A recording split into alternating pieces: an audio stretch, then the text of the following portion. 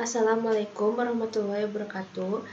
Perkenalkan, kami dari kelompok 3 yang beranggotakan saya sendiri yaitu Syafitri Amadea dan juga teman saya Nengresa Herawati dan Rinta Rizanti Wadiningsih.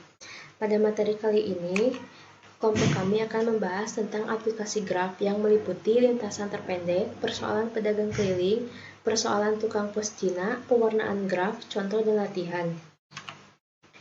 Untuk materi yang pertama akan dijelaskan oleh saya sendiri, di mana lintasan terpendek atau shortest path.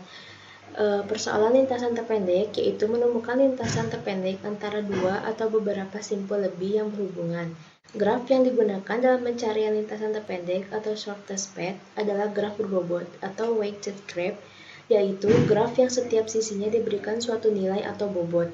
Bobot pada sisi graf dapat menyatakan jarak antar kota, waktu pengiriman pesan, ongkos pembangunan, dan sebagainya. Terdapat beberapa jenis persoalan lintasan terpendek, antara lain, yang pertama, lintasan terpendek antara dua buah simpul tertentu. Yang kedua, lintasan terpendek antara semua pasangan simpul. Yang ketiga, lintasan terpendek dari simpul tertentu ke semua simpul yang lain. Lintasan keempat, lintasan terpendek antara dua buah simpul yang melalui beberapa simpul tertentu. Dan dalam materi kali ini, kita akan membahas jenis persoalan yang ketiga. Algoritma untuk menentukan lintasan terpendek yang terkenal yaitu algoritma Dijkstra. Properti algoritma Dijkstra yaitu yang pertama, matriks ketetanggaan di mana MIJ sama dengan bobot sisi I atau J pada graf tak berarah MIJ sama dengan MJI, MII sama dengan 0, MIJ sama dengan tak terhingga jika tidak ada sisi dari simpul I ke simpul J. Yang kedua yaitu larik S atau SI, yang dalam hal ini SI sama dengan 1 jika simpul I termasuk ke dalam lintasan terpendek dan SI sama dengan 0 jika simpul I tidak termasuk ke dalam lintasan terpendek. Dan yang ketiga, larik atau tabel D atau DI yang dalam hal ini DI sama dengan panjang lintasan dari simpul awal S ke simpul I. Contohnya bisa dilihat pada gambar berikut. Di sini kita tentukan lintasan terpendek dari simpul 1 ke semua simpul lain. Pada tabel di sini kita bisa melihat simpul yang dipilih yaitu simpul 1 karena yang ditentukannya dari simpul 1 dengan lintasannya 1 ke 1, di mana nilai S1 diberi nilai 1 karena merupakan lintasan terpendek dan yang lainnya 0 karena bukan merupakan lintasan terpendek. Dan nilai D1 sama dengan tak terhingga. Lalu yang kedua, simpul yang dipilihnya yaitu 3 dengan lintasan 1, 3, di mana S1 diberi nilai 1 dan S2 diberi nilai 0 dan S1 diberi nilai 1, di mana nilai 1 merupakan lintasan yang terpendek. Begitu juga seterusnya. Jadi kesimpulannya, lintasan terpendek dari 1 ke 3 adalah 1, 3 dengan panjang 10. 1 ke 4 adalah 1, 3, 4 dengan jarak 25. 1 ke 2 adalah 1, 3, 4, 2 dengan jarak 45. 1 ke 5 adalah 1, 5 dengan jarak 45. Dan 1 ke 6 tidak ada. Nah, untuk materi selanjutnya akan dijelaskan oleh Nengresa Herawati. Persoalan pedagang keliling, Traveling Salesperson Problem atau TSP, di mana diberikan sejumlah kota dan diketahui jarak antar kota. Tentukan tur terpendek yang harus dilalui oleh seorang pedagang bila pedagang itu berangkat dari sebuah kota asal dan menyinggahi setiap kota tepat 1 kali dan kembali lagi ke kota asal keberangkatan. Di sini kita akan menentukan sirkuit Hamilton yang memiliki bobot minimum. Aplikasi dari TSP. 1. Pak Pos mengambil surat di kotak pos yang tersebar pada N buah lokasi di berbagai sudut kota. Yang kedua, lengan robot mengencangkan N buah mur pada beberapa buah peralatan mesin dalam sebuah jalur perakitan. Yang ketiga, yakni produksi N komoditi berbeda dalam sebuah siklus. Contohnya yakni jumlah sirkuit Hamilton di dalam graf lengkap dengan N simpul.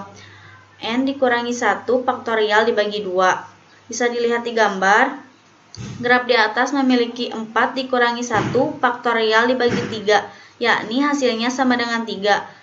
Sirkuit Hamilton, yaitu di mana I1 sama dengan A, B, C, dan D, dan A, atau A, D, C, B, A dengan bobot 10 ditambah 12 ditambah 8 ditambah 15, yakni sama dengan 45. I2 yakni A, C, D, B, A atau A, B, D, C, A dengan bobot 12 ditambah 5 ditambah 9 ditambah 15, yakni sama dengan 41. Dan I3 sama dengan A, C, B, D, A atau A, D, B, C, A dengan bobot 10 ditambah 5 ditambah 9 dan ditambah 8, yakni hasilnya 32. Sirkuit Hamilton terpendek yakni I3 di mana A, C, B, D, A atau A, D, B, C, A dengan bobot 10 ditambah 5 ditambah 9 ditambah 8, yakni sama dengan 32.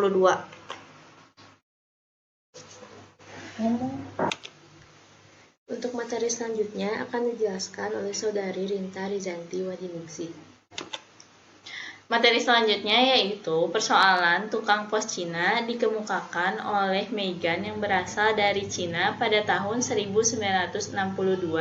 Persoalannya yaitu seorang tukang pos akan mengantar surat ke alamat-alamat sepanjang jalan di suatu daerah. Bagaimana ia merencanakan rute perjalanannya supaya ia melewati setiap jalan tepat sekali dan kembali lagi ke tempat awal keberangkatan. Solusinya yaitu menentukan sirkuit Euler di dalam graf.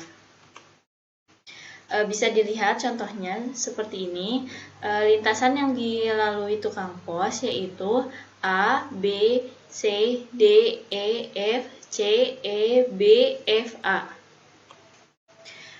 Jika graf yang mempresentasikan persoalan adalah graf Euler, maka sirkuit Eulernya mudah ditemukan. Jika graf bukan graf Euler, maka beberapa sisi di dalam graf harus dilalui lebih dari sekali. Jika Pak Pos harus menemukan sirkuit yang mengunjungi setiap jalan paling sedikit sekali dan mempunyai jarak terpendek. Persoalan tukang pos Cina menjadi seorang tukang pos Cina akan mengantar surat ke alamat-alamat sepanjang jalan di suatu daerah. Bagaimana ia merencanakan rute perjalanannya yang mempunyai jarak terpendek supaya ia melewati setiap jalan paling sedikit sekali dan kembali lagi ke tempat awal keberangkatannya. Yang selanjutnya yaitu pewarnaan graf. Pewarnaan graf dibagi menjadi dua, yaitu pewarnaan simpul dan pewarnaan sisi. Pada materi ini hanya dibahas pewarnaan simpul saja. Pewarnaan simpul yaitu memberi warna pada simpul-simpul graf sedemikian hingga dua simpul bertetangga mempunyai warna berbeda. Gambarnya bisa dilihat di bawah ini. Aplikasi pewarnaan graf yaitu mewarnai peta. Peta terdiri atas sejumlah wilayah. Wilayah dapat menyatakan kecamatan, kabupaten, provinsi, dan negara. Peta diwarnai sedemikian hingga dua wilayah bertetangga mempunyai warna yang berbeda. Materi selanjutnya yaitu akan dijelaskan oleh Sapitri.